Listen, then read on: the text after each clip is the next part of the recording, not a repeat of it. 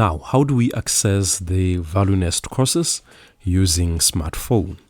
Of course, the first thing that you want to do is to open your browser. It could be Google or Google Chrome or Safari, whichever that you are using in your smartphone. But what you want to do is search ValueNest Tuition if you don't have that already opened. Then you can click on the first link that appears or straight on login. But let's start by clicking on the first link here, which is the home page of the website. Because you have your content already added to your account, you want to straight on login. So you can click here to log into the system. Alternatively, click on the menu bar here and then locate the login button. Alternatively, if you don't want any of those two, scroll all the way down to the footer. Here is the login button. But in a nutshell, you just want to log in. So let's click on the login button and then go ahead. Once this pops up, then we can put in our credentials. That is your username or email address, as well as the password that you did set. If you have forgotten your password, of course, you can always reset the password by clicking on this button here. But irregardless, let's go ahead and log in.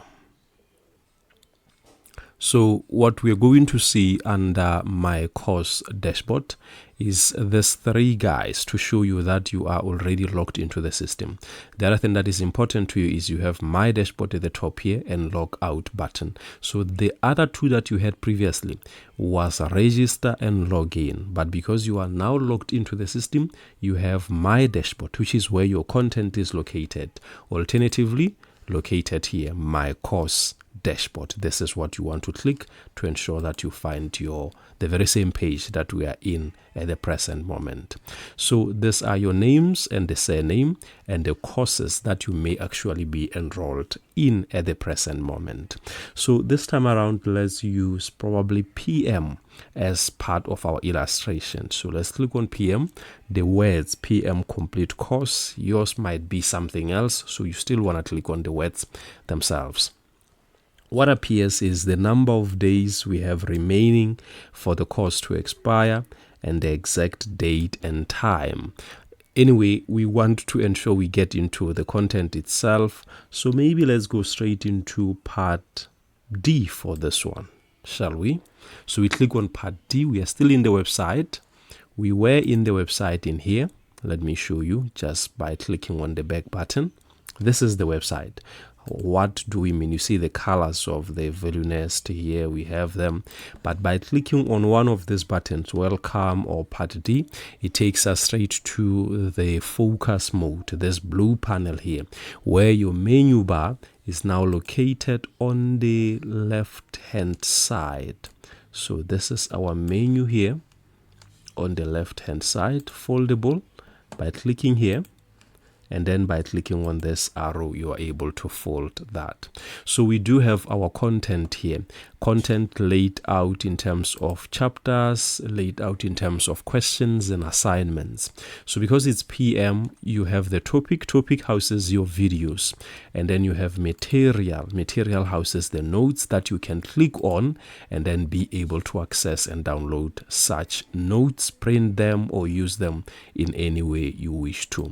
But regardless, what we want to show you at this present moment is simply the topic itself, where we can access our content. Then the next step for you could be you want to mark some of the content, especially the videos, as complete when you are done with them. Let's show you what we mean by that. I'll just make an illustration with this one over here. You see our percentage is 6% at the top. The mark complete button is here. It's also underneath down here. Even if you mark your content as complete, you'll still be able to go back to it. So let's just mark it as complete. And then this would allow us to move on to the next. You see, we have part 1 of 3. Then we are going to move on to part 2 of 3. So here we are. you can move on to part 2 of 3 because you said you have completed this particular part. But even if you want to access that part 1 of 3 again, you click on it, you'll still be able to access it. No issues whatsoever.